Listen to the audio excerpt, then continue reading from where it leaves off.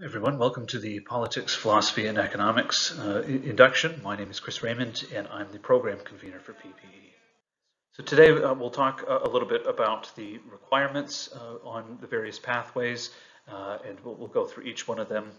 And then we'll talk about some possibilities for you to consider in years 2 and 3, things just to keep in mind as you're going through your first year. And then finally, we'll talk about some issues to consider with regard to your ability to progress on the degree.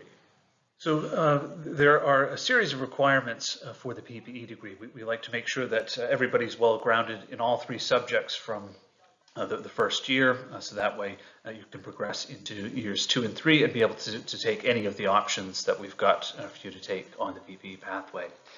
In semester 1, we have PAI 1007, Perspectives on Politics. This introduces students to the various topics in political philosophy and political theory and some of the major debates.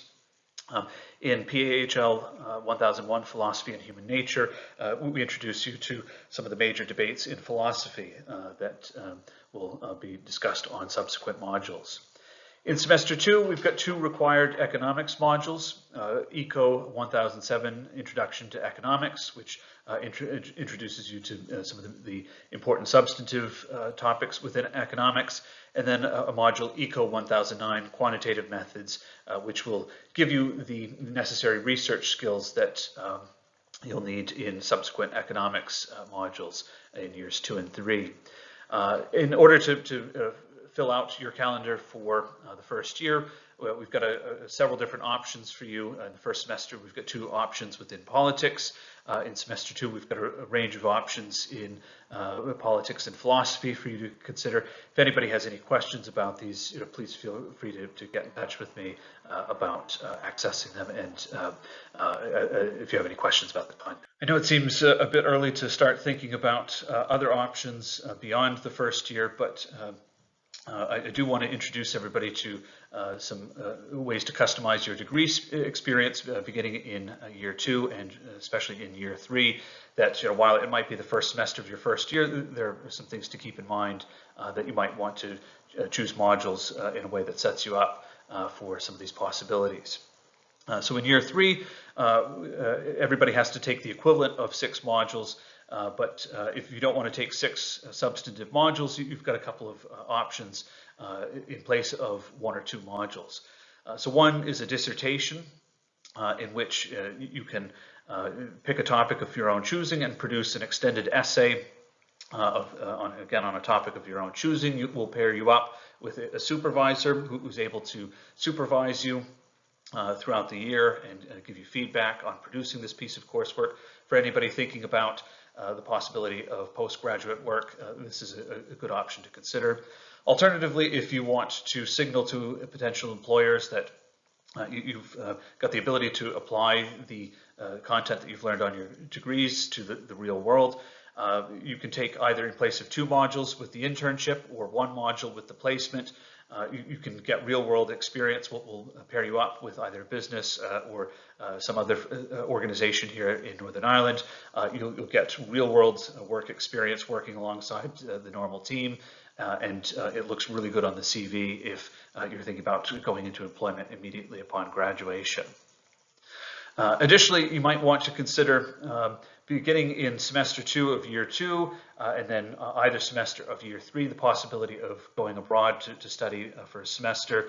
We've got a range of partners across Europe, North America. We've got a partner in Australia, and we've always got more partners coming online every year. And so you can get the experience of studying in a foreign country. It's great if you're looking to see somewhere other than Belfast for a semester as a part of your studies. The last thing I want to finish talking about are a couple of things to keep in mind. I'm not trying to scare anybody with this, but these are things to keep in mind so that way, if any problems arise, that we can solve those as soon as possible. So the thing to keep in mind is you've got to take at least 6 modules during your first year, and in order to move to level 2, you must pass at least 5 of those modules. If you're not able to pass at least 5 modules, then you may have to repeat a module in the following year before you're able to move to level 2.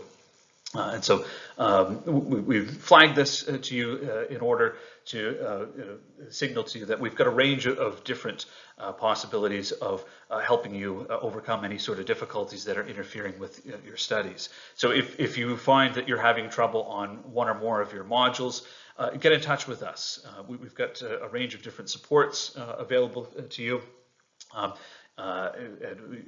Everybody has an advisor of studies that you can get in touch with to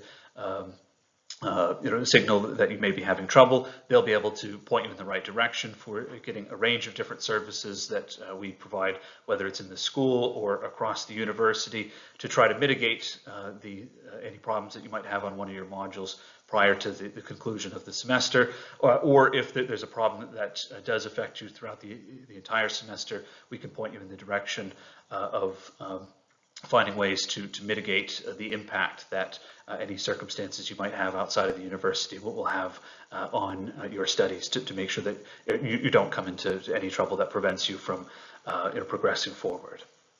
So thank you for your attention, and best of luck on the upcoming semester.